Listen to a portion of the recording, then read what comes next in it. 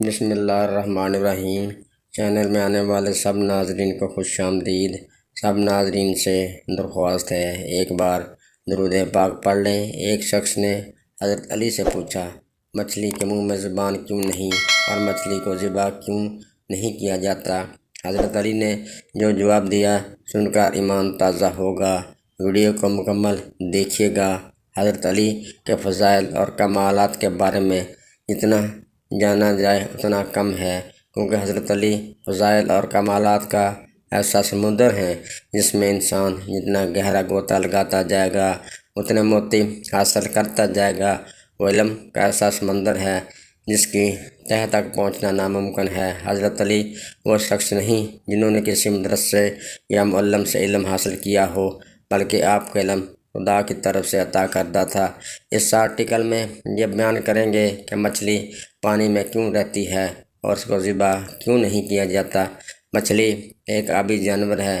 اس کا جسم سلکی چھلکوں سے ڈھکا ہوتا ہے، جبکہ پانی میں تیرنے کے لیے اس کا پاس خصوصی پر ہوتے ہیں۔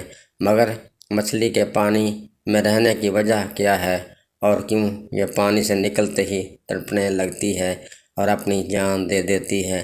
جدید دور میں سائنس نے تحقیق کر کے اس سوال کے مختلف جواب تو دیے ہیں، مگر حضرت علی نے جو وجہ 1400 سال پہلے بیان کی تھی اس کو کوئی بھی نہیں جھٹلا سکتا۔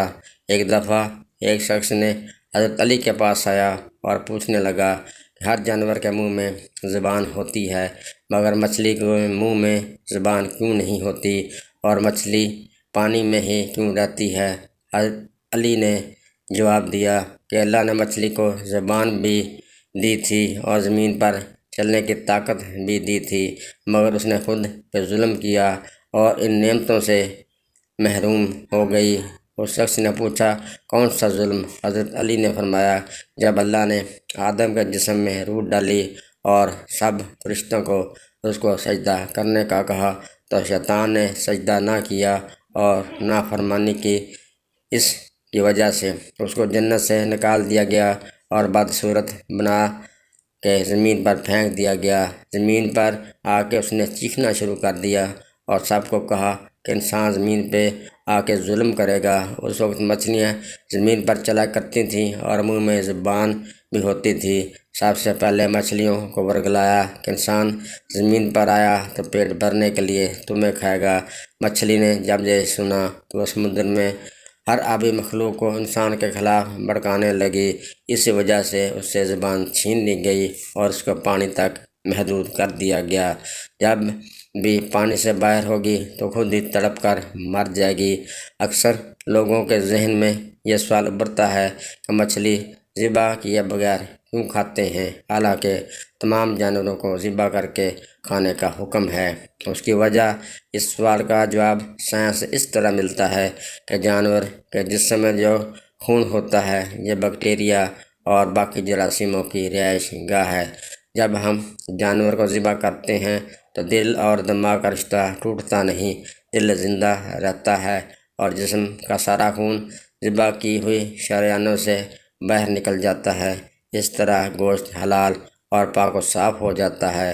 اگر ذبح نہ کریں، جانور کو جھٹکے سے کاٹا جائے تو دل بھی اس وقت مردہ ہو جاتا ہے اور جانور کے جسم کا سارا خون گوشت میں جذب ہو جاتا ہے۔ وہ گوشت پھر کھانے کے قابل نہیں رہتا اور نہ ہی حلال ہوتا ہے۔ اس لیے ہم ذبح شدہ جانور کا گوشت کھاتے ہیں۔ جھٹکے والا گوشت اس لیے کھانا منع ہے کہ اس گوشت سے خون نکلتا نہیں بلکہ گوشت میں جذب ہو جاتا ہے۔ مچھلی کو ذبح کرنے کی ضرورت نہیں پڑتی، کیونکہ مچھلی جیسے ہی پانی سے باہر آتی ہے تو اس کے پورے جسم کا نظام اللہ تعالیٰ کے خاص نظام کے تحت تبدیل ہو جاتا ہے۔ اس کے جسم کا سارا خون اس کے پانی سے باہر آتے ہی اس کے منہ میں موجود گلپھڑوں میں جمع ہو جاتا ہے اور اس کے جسم کا سارا گوشت اللہ تعالیٰ کی قدرت سے جراثیم اور خون سے پاک و صاف ہو جاتا ہے۔ اس لیے مچھلی کو ذبح کرنے کی ضرورت ہی نہیں پڑتی۔ اللہ تعالیٰ نے مسلمانوں کے لیے قرآن پاک میں ہر چیز کے بارے میں رہنمائی فرما دی۔